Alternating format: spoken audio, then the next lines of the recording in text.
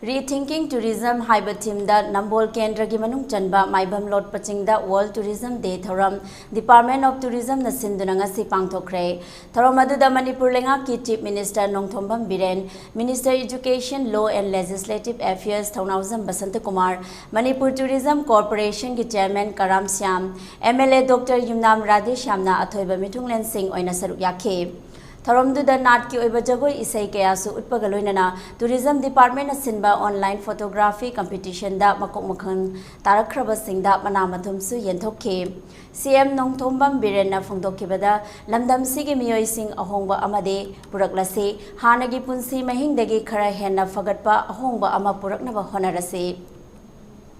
Hanadagi su yamna hongle tinjak isingi mahau lamdam sigi fazaba ekhoina khwaidagi hele ekhoigi posak singi fazaba mingondagi khangan kinaba honagadabane ekhoina ekhoigi asengba haukiba wari khangde masi khangnaba honase tourism gi circuit ama semle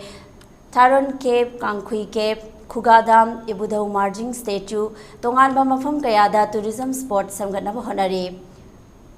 Mutaluraba Pana Sagol Kangjai Chief Minister gi mingda chahi gi pangthoktuna yokhatnana bahonare ariba imalonda isai sakliba traditional gi polam sing yokhatsi masina punsi mahingda fagat hanba ngamgane selamadi matamgi mamal khanglabadi Manipurda athuba matamda chaokhathanba ngamgane China da angang singna thabak subagi wana khangale asumna mama mapana thabak subagi nga fabagi awaba thabak subagi awaba uhalagadi makhoina matam amage selgi mamal khangba ngamgane ngasi mahangna CM oiriba asisu punsida thengnakiba awaba kaya thengnarakhiba aduna para oiraga oirakpane aduna Manipur miyam wahanba yade haiduna miyamgi yaifanaba thorang kaya mathang paikhalaklibane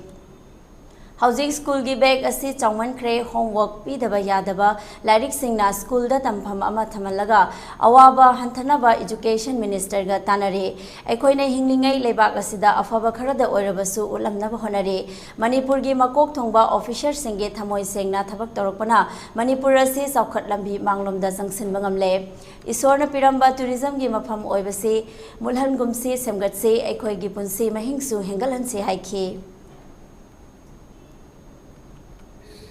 Classic brand की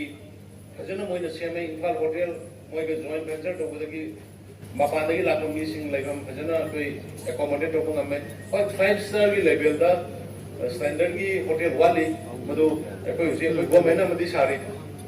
government मो जी हान के high court ने मदो the सारी दो मदो कोई 5 star की hotel की 5 स्टार की चांग द सारे के ना कन्न तोरका दा कोई कप्तान है कंटेक्ट तोरका दा तौनी मदो मधु मलोइरागदी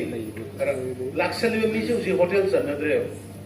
ngarang ama sangare du sumai du dum room yang khi mung lai hai